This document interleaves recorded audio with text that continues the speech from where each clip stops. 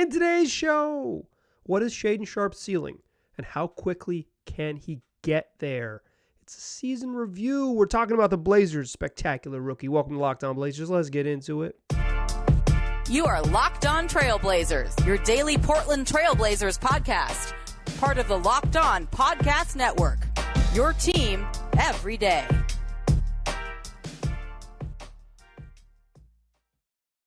What up, world? It's your past first point guard and Trailblazers reporter, Mike Richmond. You are listening to another episode of Locked On Blazers, part of the Locked On Podcast Network, available wherever you get podcasts and also on YouTube. Thanks for making the show your first listen every single weekday, coming at you Monday through Fridays.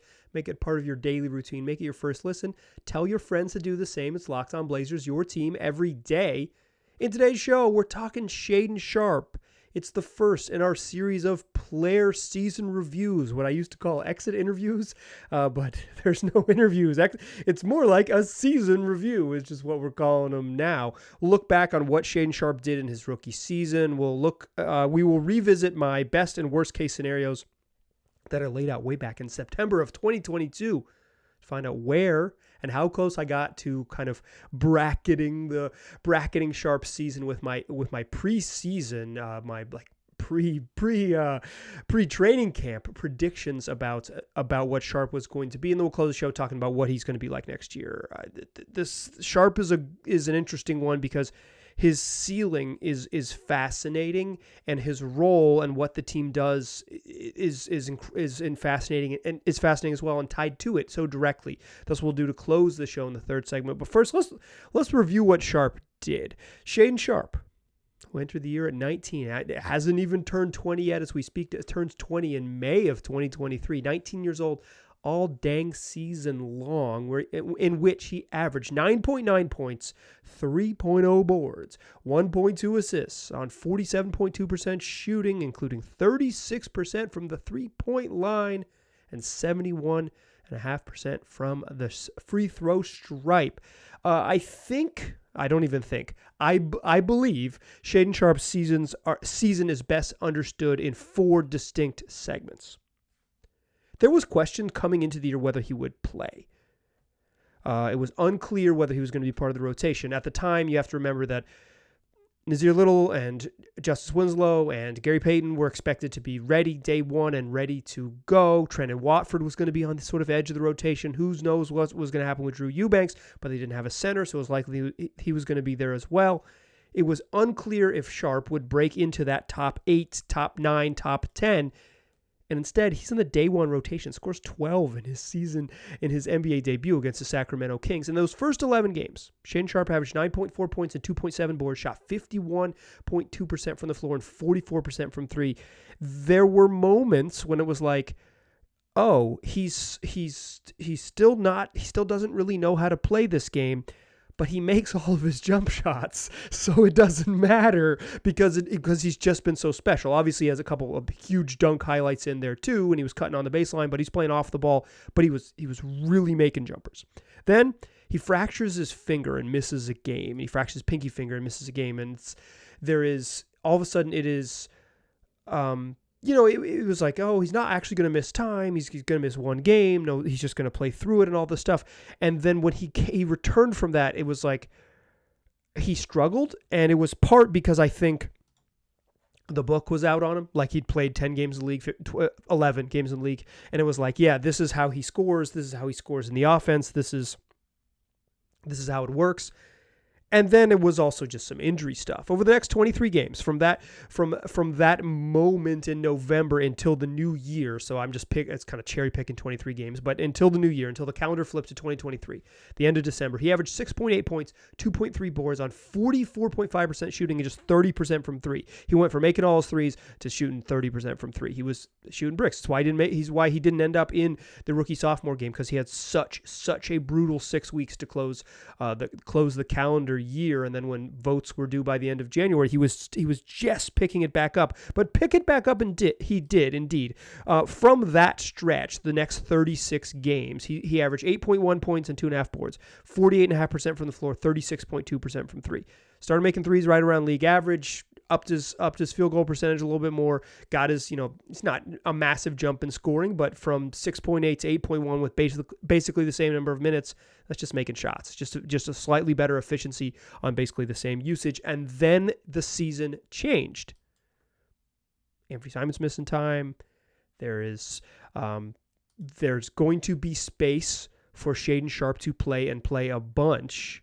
He didn't get to play right after the All-Star break, but then at the close of the season, in 10 of the final 11 games, he starts. I said Anthony Simons. I meant Jeremy Grant. Jeremy Grant's out. Okay, we're going to start Shaedon Sharpe. Figured out in his first start against the Jazz, plays really well, scores 24, looks really good, and the Blazers are like, we're too good, we have to shut it down. Shaedon Sharpe's effectiveness in that lineup caused the Blazers to say, this team's going to be too good. We got to get Dame and Anthony Simons up out of the roster, up out of the rotation, and it's just going to be Shea's show. And Shea's show it was indeed. Over the final 10 games, all as a starter, Shaedon Sharpe averaged 23.7 points, 6.1 boards, 4.1 assists, and averaging under 2 assists for the whole season, under 1 for most of the stretch of the season.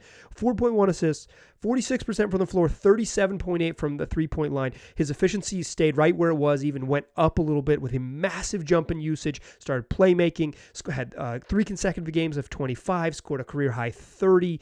The Blazers got thrashed in some of these games. I don't think it's a perfect judge of like who's good, right? I don't think these tanking games necessarily, like, just if you're just box score scouting, like if you just look at Shaedon's averages, right, and you say like, okay, well, he averaged 24, 6, and 4 and shot 38% from 3. It's over. Like he's ready to go. Call it. I would caution you to box score scout. But you didn't box score scout. You listen to Locked On Blazers, so you can see it in the games, or at least you've heard me talk about seeing it in the games.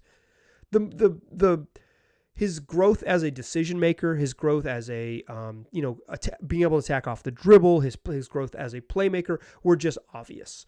So the box score stuff is wild, but the actual like functional stuff he did in the game, where it's like he was finally running pick and rolls, and even if he wasn't bringing the ball across half court and like getting into stuff, they were running like a quick down screen for him, getting him on the wing, and then getting him in as a primary action, saying, okay, get him on the wing, let's run a play for him and have him make decisions. I thought early on there were some moments when Sharpe was just taking bad shots, getting confused on his sort of his decision making, when to take shots, when to pass. By the end of that 10-game stretch, much, much smarter playmaker, has just how to get into the paint and make decisions out of it, when to get into his shots, when to attack, when not to attack, which speed to play with. Like, he doesn't have that. I thought he was going to have like 120 mile an hour gear. Like, I thought he was going to be able to like shift it into like 6th gear and be like, oh, not a lot of dudes have that. He doesn't. This is like, I'm watching AAU YouTube videos. He doesn't really. But he has an ability to shift from slow to fast to slow to fast that is really special. And his ability to slow down, particularly that deceleration, got a lot better as he got deeper into the season. And ability to make decisions while decelerating. Before, he would decelerate and his feet would get messed up, or he wasn't shot ready because he's thinking too much.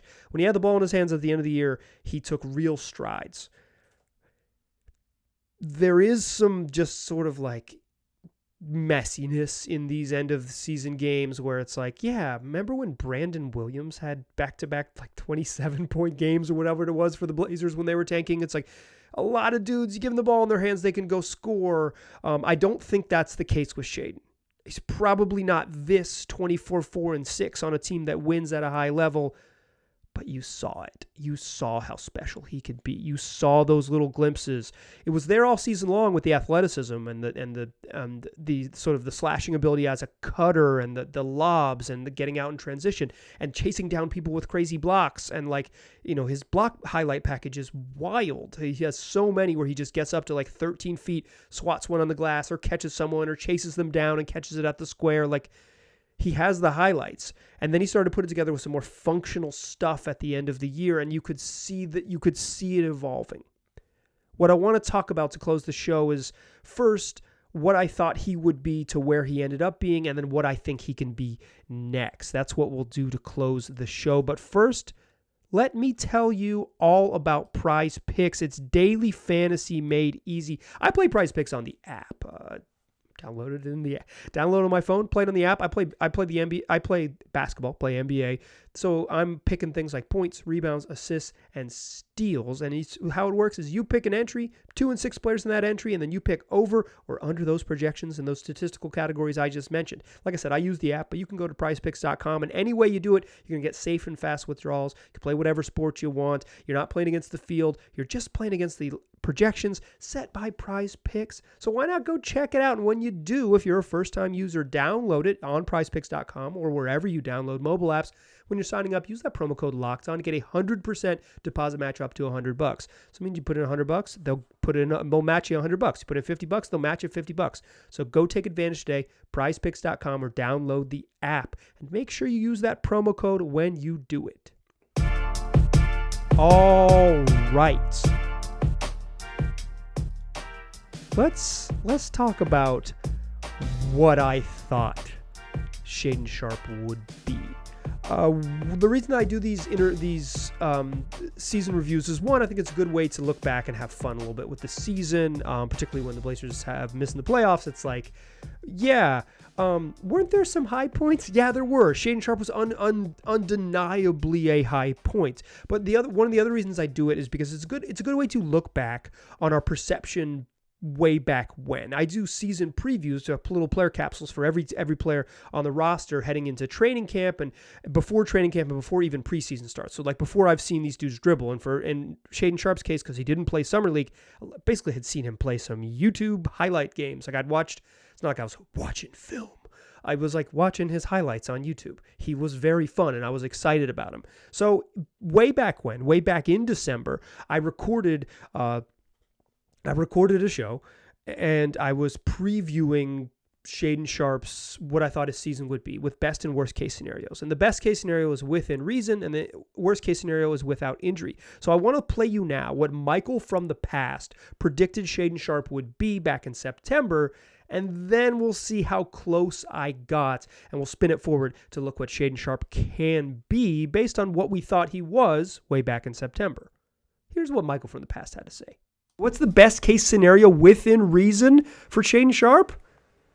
Is that he's too good to watch. He's too good to sit on the bench and be a spectator. The best case scenario for Shaedon Sharpe is that the highlights you saw from AAU or you've seen on the internet from his AAU days, the step back shooting, the just effortless hops and athleticism, the length and the creativity, get his own shot off and get to the rim, that it translates to the pros. The best case scenario is that Shaedon Sharpe is ready, and that unlike many other 19-year-olds who have entered the league before him, Shaedon Sharpe doesn't need more seasoning. He doesn't need more help. He's ready to lift off. There have been teenagers who have been very, very good in the league, and the best case scenario for Shaedon Sharpe is that he joins a select group of teenagers who enter the NBA ready to compete against NBA level players. The best case scenario for Shaedon Sharpe is that he is an NBA small forward in November and December, early on in the season. And the best case scenario for Shaedon Sharpe is that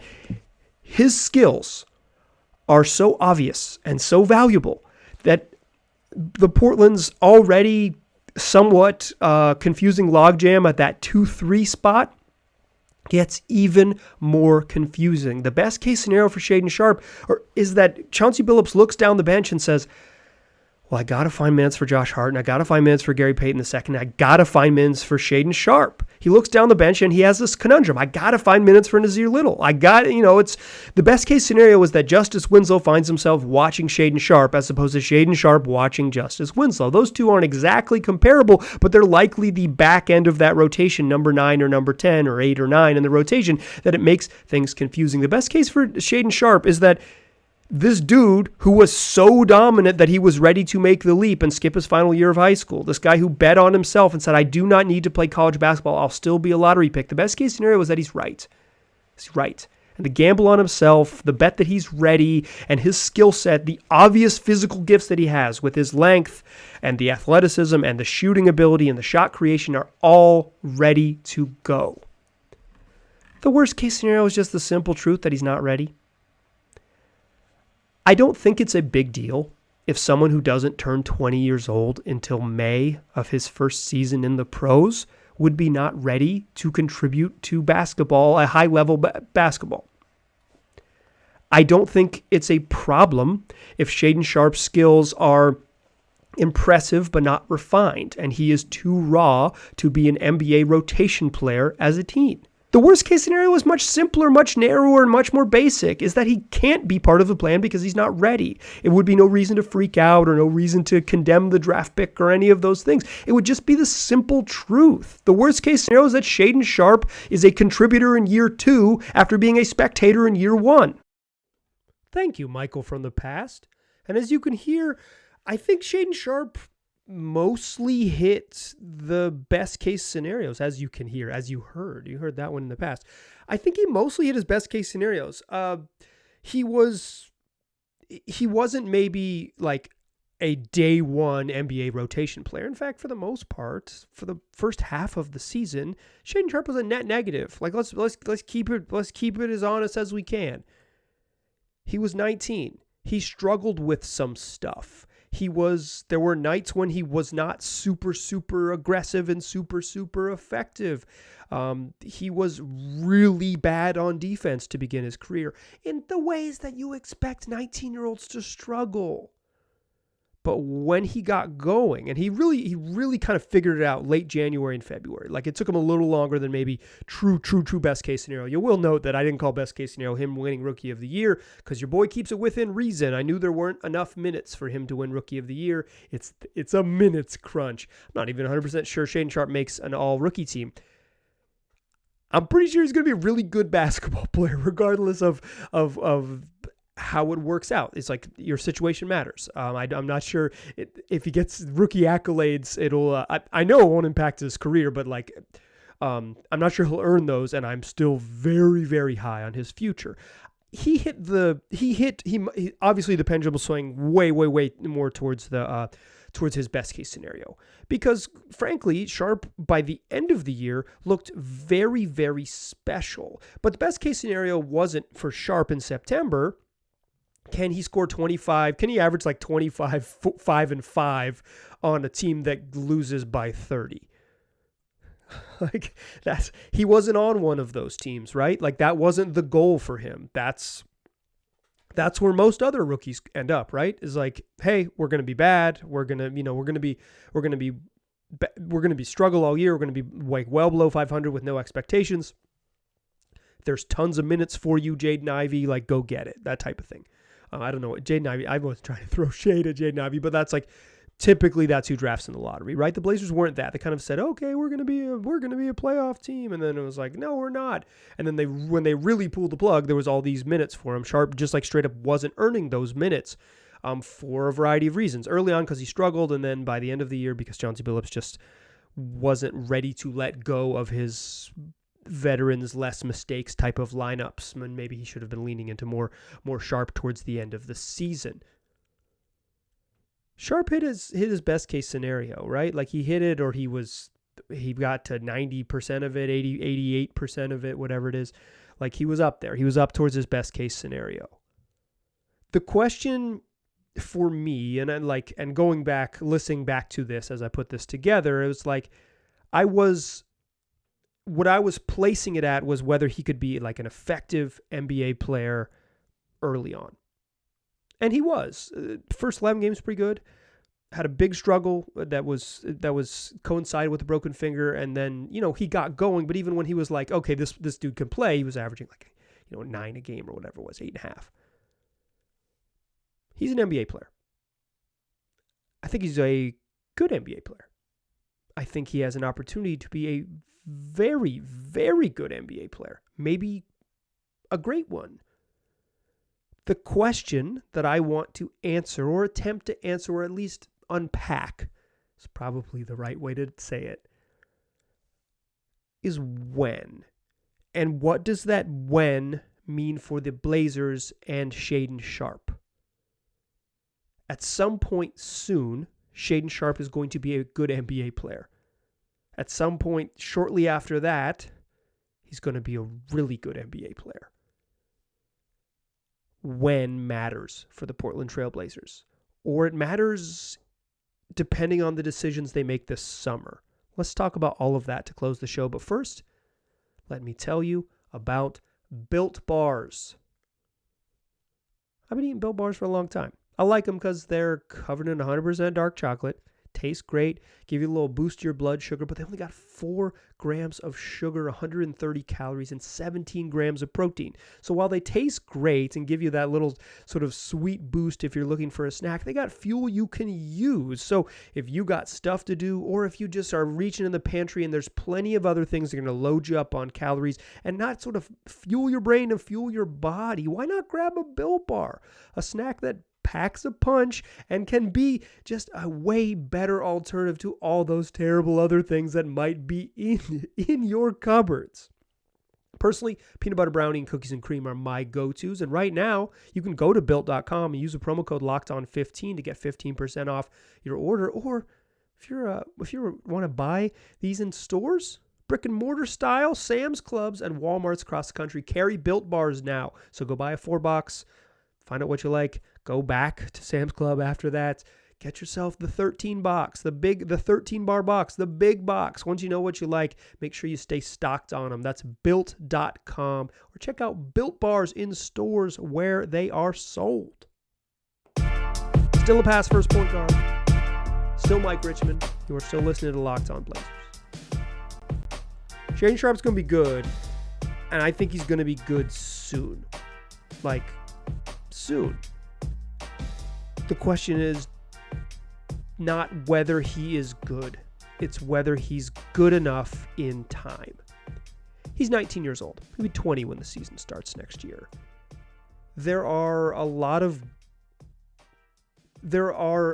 examples of very good young players with non-linear progression.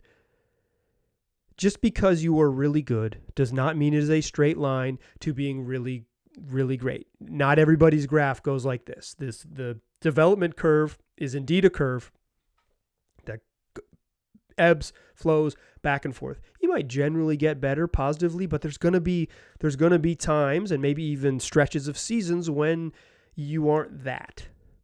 I don't expect Shaedon Sharpe to hit the ground running as an all-star next season. He's 20 years old. Look at, say, Scotty Barnes in Toronto. I think Scotty Barnes is going to be a really freaking good player. There were times in his second season with the Raptors this year when he was a really freaking good player, and there's times when he looked like a 20-year-old who was kind of struggling out there.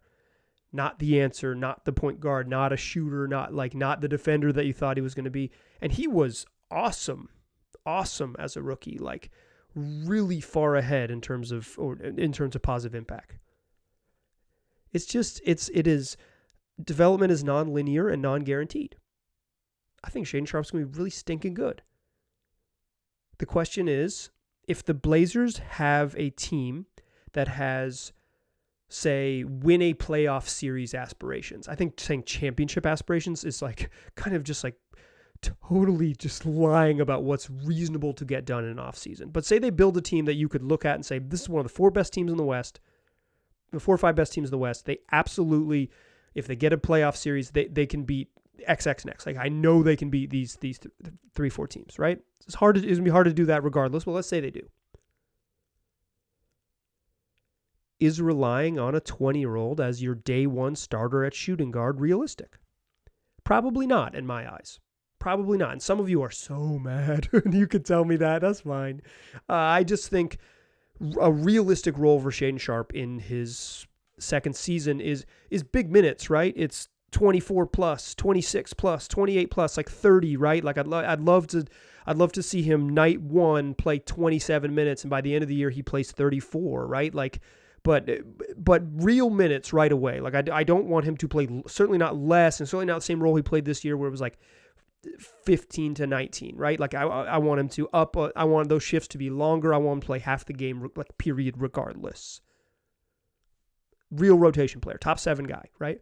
I think he's good enough to be a top 7 guy on a good team.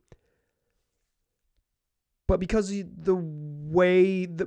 best minutes came in a role that he's not going to have, and because some of his struggles defensively will be the problem that this team struggles with if they're going to build around Damian Lillard, I think it's reasonable to say, like, for me, my expectation is that Shaedon Sharpe might not be ready to be the starter on a team that wins a playoff series in October, November, December, but by the time you get to February and March, and he might have made, though, because non-linear, right? Like, it's non-linear, non-guaranteed.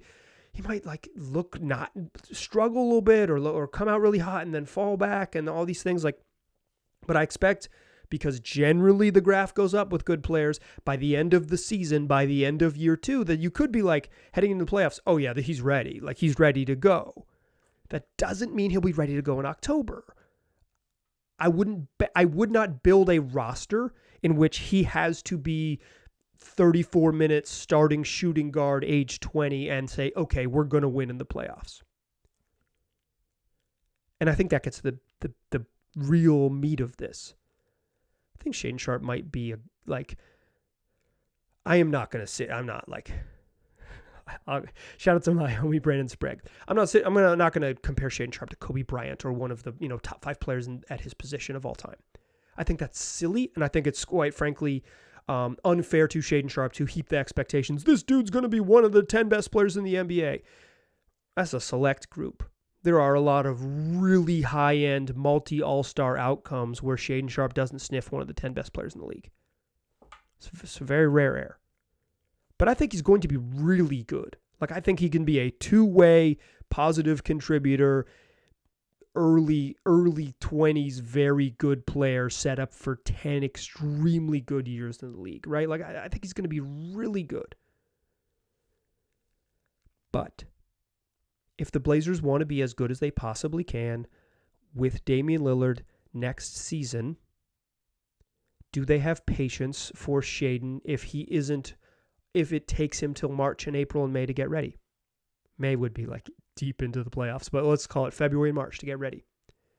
If his jump happens, okay, he's figured it out. Do they have the minutes to carve out for him to be patient with him? Do they have all of those things, right? Like, if he doesn't hit the ground running, which would be a very normal outcome for a 20-year-old in the league, that's like, hey, I put a bunch of work in. I'm better this summer. Let's see.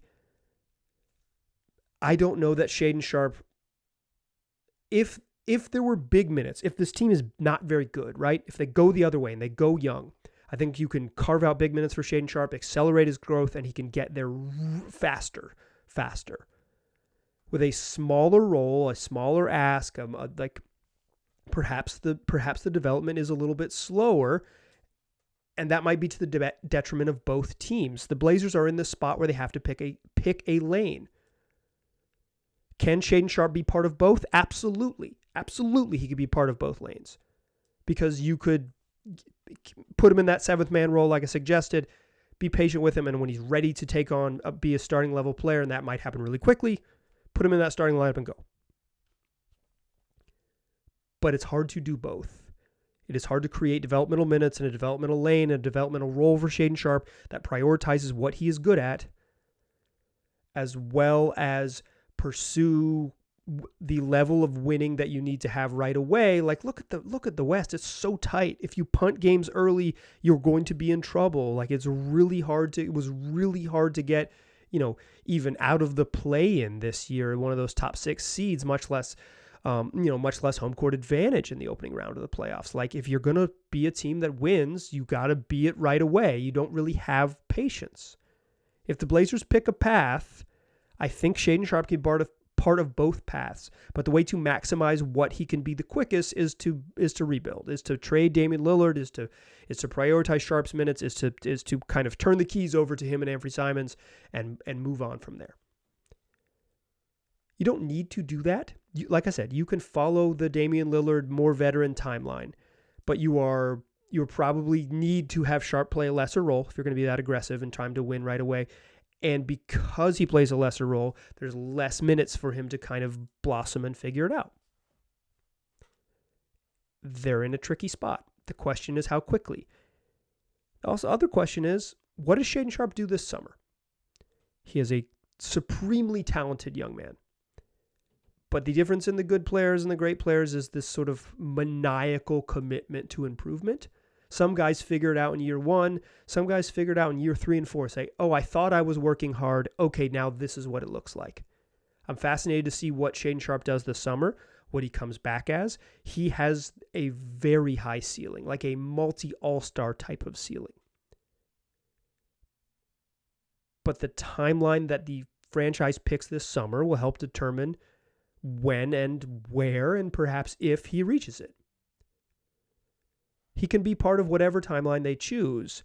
There's just one that prioritizes him and gets him there perhaps faster, but might be a cycle of 3+ losing seasons, because if you go young, you can be a really good 20-year-old and lose a bunch of games in the league. It's just kind of how it happens. You can even get back to the middle relatively quickly, but like to get back from, okay, we're bad, cycle down for 2 seasons, we're bad, okay, now we're pretty good, okay, now we're like competitive in the playoffs, you're back to the middle. The middle is easier to get to in the league than I think we all, maybe not, we don't give it credit. I think many folks recognize it's easy to get to the middle. It's that step. Bad to decent is easy. Decent to good is really hard. It's really hard. There's a lot of decent teams in the league. That next step is really hard. And how they prioritize Shaedon Sharpe's growth might, how they choose to pursue this summer with Damian Lillard's preference to get a veteran help and go for it. Hell, they might have to trade Shaedon Sharpe to do that, right? They don't have to, but let's assume that he's on the roster. You might be choosing to deploying a special player in favor of chasing down wins in October. And I think that would be okay, but it will come at Shaedon's detriment. I think Sharpe's going to be really good. And if he sort of accelerates the timeline, and the soon really good is November 1st of 2023, right? Second week of the season, he drops 34 in Cleveland, and you're like, he's ready. Get out of his way. Then it changes everything about this team. The conversation changes. I don't think they're going to run back the roster next year, so it's like I'm not even discussing that aspect. They're going to change things. They're either going to change things and really commit to winning, or they're going to change things and really commit to youth. And Sharpe is at the center of that choice. How good do they think he can be? And what's realistic? Like I said, there's so many positive outcomes for Shaedon Sharpe in which he is not one of the 10 best players in the NBA. But his peak is very high. If he were to touch the ceiling, like his just sort of raw skills, shooting, ball handling, crazy athleticism, some defensive playmaking chops as a shot blocker and someone who can get into the passing lanes. He's really strong already as a teenager. Like he has some tools to be a very special player. The question is when, and whether that when can line up with the Blazers' preference of when. That's going to do it for this episode. Got a really fun one for you tomorrow. Howard Beck, longtime NBA reporter, veteran NBA reporter, now writing for GQ, is going to join the program. We're going to talk about the Blazers offseason. It's going to be a whole bunch of fun. Later this week, we'll continue with our player review, season review series. We'll talk about Yusuf Nurkic. We'll talk about Anthony Simons. We'll continue to look back at the season and then look ahead to what's next. Tell your friends about the program. I appreciate you listening. I'll talk to you soon.